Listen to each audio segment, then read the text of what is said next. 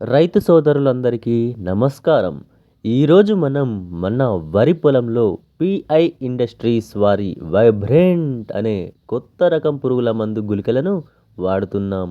వరిలో వచ్చే మొగి పురుగు నివారణకు ఇది ఎలా పనిచేస్తుందో ఇప్పుడు చూద్దాం.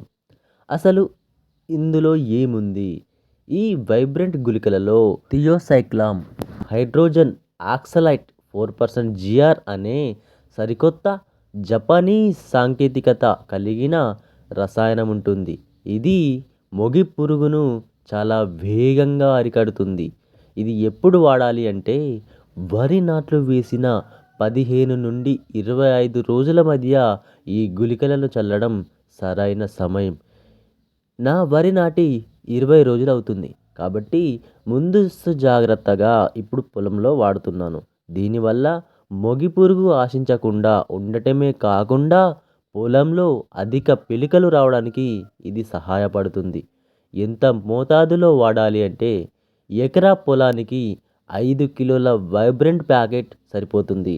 దీనిని సమానంగా చల్లడం కోసం 6 నుండి 8 కిలోల ఇసుకలో కానీ లేదా మనం వేసే ఎరువులలో లైక్ యూరియా వంటి వాటిలో కలిపి పొలమంతటా చల్లుకోవాలి.